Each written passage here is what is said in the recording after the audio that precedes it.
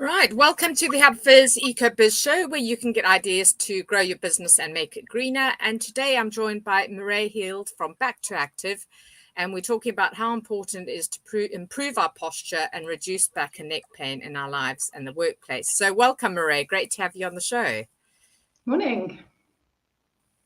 So just a little bit of background. Back to Active work with busy professionals to overcome their pain for the long term. And Mireille teaches something called Alexander Technique, which is a 100-year-old mind-body method that helps muscle tension, posture, and body awareness.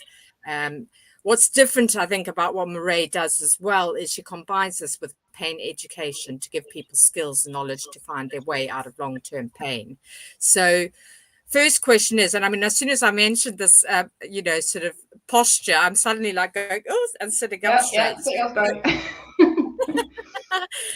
So does bad posture cause back and neck pain? Well, yes, it does, but probably nowhere near as much as everybody thinks it does. So there is a link, but it's not that strong. So it's quite easy to blame because obviously it's something everyone can see, isn't it? But often things like sleep and your stress levels are something that are actually more important factors in pain, and they get a little bit ignored. But there's definitely like a subset of people who will really benefit from changing their posture.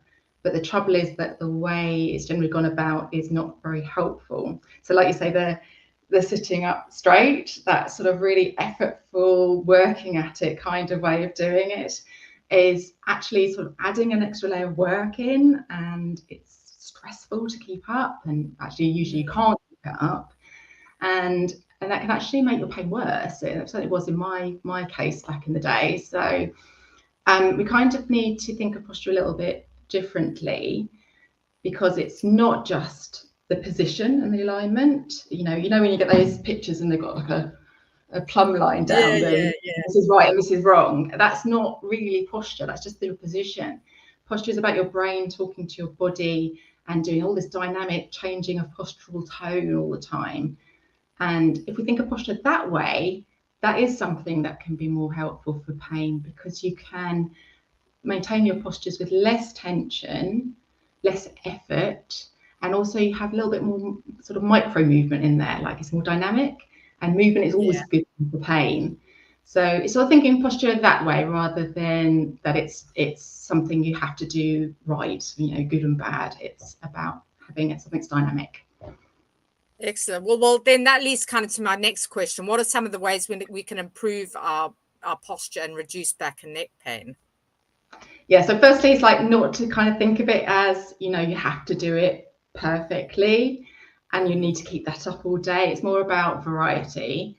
So, standing, sitting, using different sitting positions, maybe using a stool, using different things during the day, taking more breaks and having more movement in your day, little movement snacks, if you like.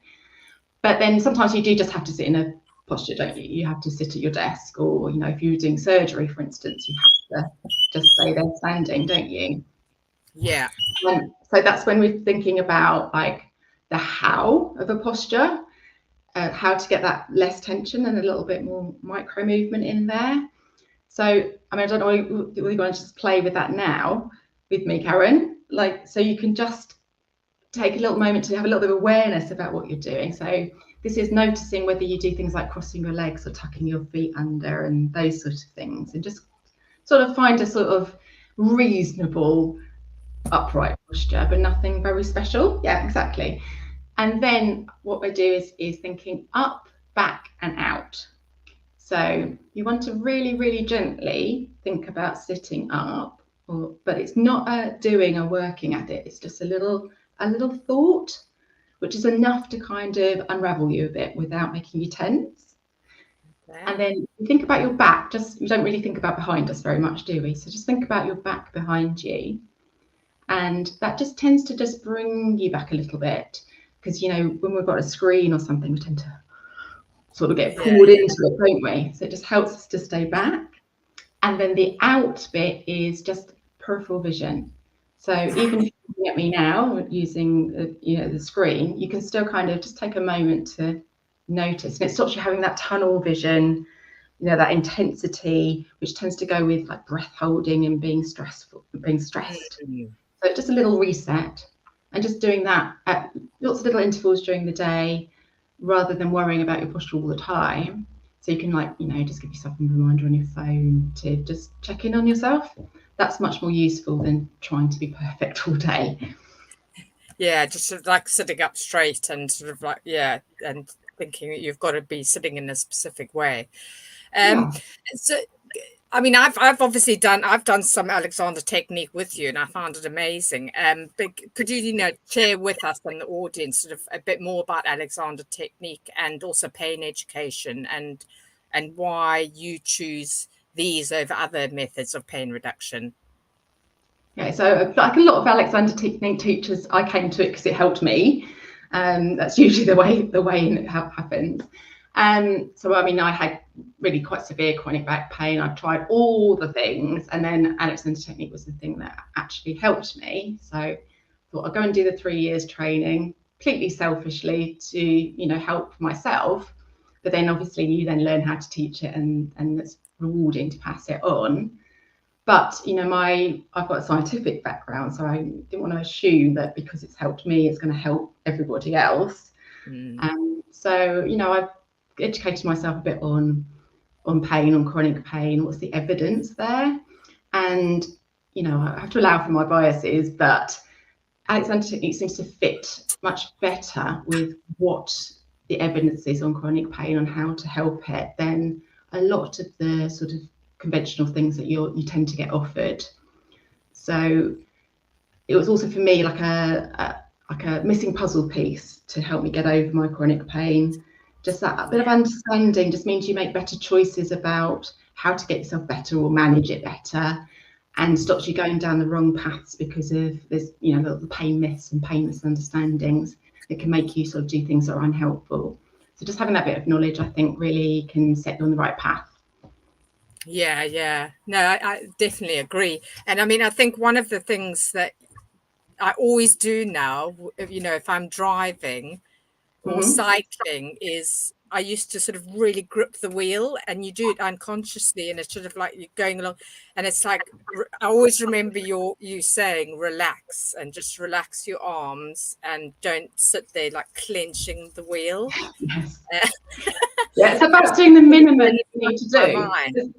Yeah, no, it's good that that's stuck. Yeah, it's about just doing the minimum and not ramping everything up with tension, which is what we tend to do.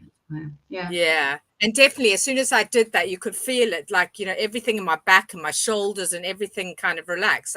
Because I always wonder why, you know, after doing a long drive or anything like that, I would be like, you know, everything was tense and stressed out. So yeah, so that's really helped. So thank you. And finally, what's the top eco tip? Okay, so I think mine would be to take part in collective action, because I just think there's just such a limit to what we can do personally. You know, you can work on your carbon footprint and, you know, put biodiversity in your garden and things, but there's always that limit. And we do need to work together. If we're going to stop this runaway climate change, we're going to have to do collective action. But I think people always think, oh, it has to be marches or big protests. There's just so many little ways you can get involved. So like I'm in Stop the Wensum Link, it's trying to stop a destructive road project. And there's so many little ways you could help with that, which are maybe quite low key in the background, you know, maybe doesn't involve a lot of time or even a lot of effort, sort of taking part in the democratic process, that sort of thing. And I think that, you know, you can just have a lot more impact that way than just trying to be, you know, eco-conscious on your own. Yeah, no, I totally agree. And one of the things I do, I mean, I think I'm signed up to 38 degrees, and the email pops in and it says, do you want to sign this? And you click a button, you go, it says, oh, these are your details, it fills you in, and it's all done within like 2 seconds.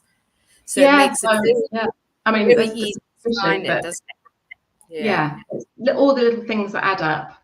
Yeah. And then once you're all involved in it, then maybe you'll find something that really fits with you, that plays to your strengths, that you feel comfortable with, that you can do a little bit more, but you have to sort of be in the groups to find out what's going on.